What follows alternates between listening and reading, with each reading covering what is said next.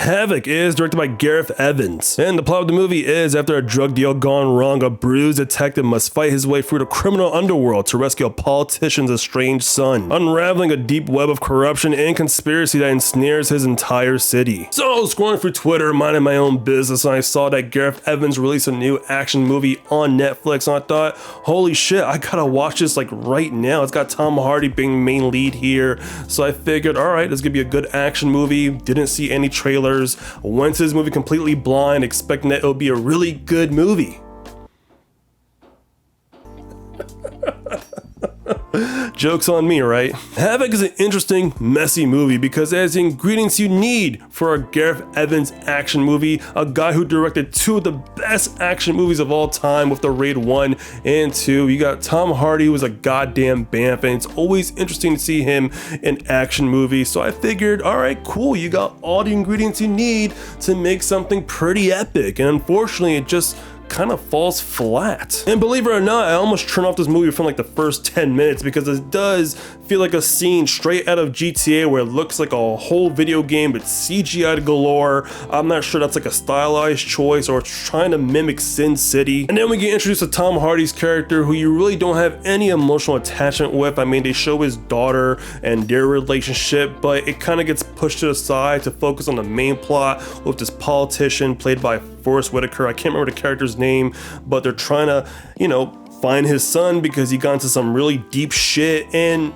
even then the narrative behind that doesn't feel fluid. So at this point I'm thinking, alright, the story sucks ass, so let's hope that the action delivers. And I would say 40 minutes into the film, there's really no action involved. I mean, yeah, there are some ruthless scenes where someone's getting shot, there's blood being sprayed everywhere, and it looks crazy as hell. It's introducing a whole world where it feels like, I don't know, like a comic book film where it's like Gotham, which I feel like that's been said so many times when he's like a corrupt city, but it is corrupted. There's corrupted people, there's corrupted cops, and you're introduced to all that, but it just doesn't seem like there's anything worth investing in. But the strength of this movie really comes in when the nightclub sequence happens, and then from there it's just straight ballistic gun-on-gun fight throughout the end of the movie. But even then, there's a lot of weaknesses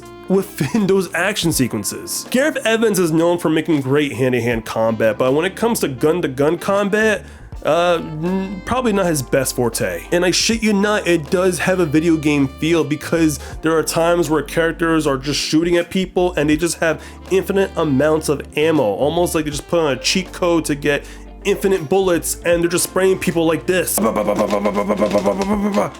Still got ammo. I'm at that point where I'm like, should I just turn off my brain and not really care about the flaws within these sequences? But at the same time, I just can't help that there are other action films like John Wick who know how to do great gun-to-gun combat, and it feels a little more fluid, it feels a little more realistic, even though it's really fictional, but at least you kind of feel like the energy behind it. Here, it just feels like a game of laser tag, and we need to make a rule where we stop with the shaky cams in action sequences. You already have people fighting, you have guns being shot around, just leave the camera still. Shaking it doesn't make it any better, it just makes everyone feel dizzy. And maybe I am being a bit harsh on Havoc, but I just seen better action movies where we're shot on location, where there's better hand-to-hand combat being involved, actual stunt people actually doing great choreography with the hand-to-hand or even gun-to-gun combat.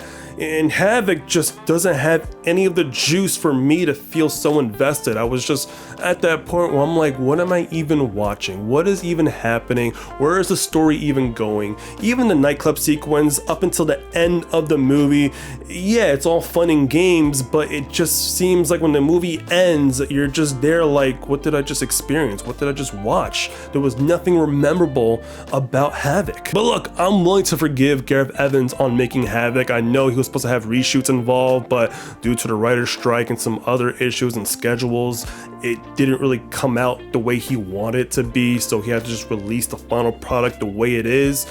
That's fine, but for what I saw on Netflix, I've seen better action films on the streaming service. But at the end of the day, Havoc is a disappointing movie that had all the potential to be something great, but it just falls flat on its face. Plot itself is very inconsistent, the dialogue is very cheesy, the supporting cast is actually not bad. Like, I really like seeing Forrest Whitaker and Luis Guzman in here, but I feel like their scenes didn't really do any justice. Oh, and also Timothy Olyphant's in this film, which I totally forgot, but even then, that's how you know this movie is very forgettable. And even though the action sequences do feel jaded, I mean, it is a bit fun to watch at times, even though they put in all the wrong elements within those sequences, whether it's the shaky cams or the infinite amount of bullets being sprayed and prayed around.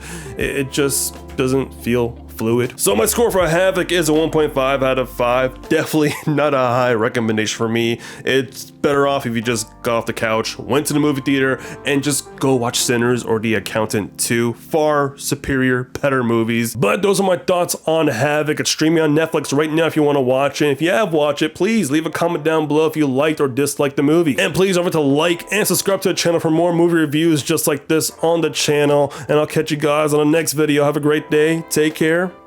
Bye-bye.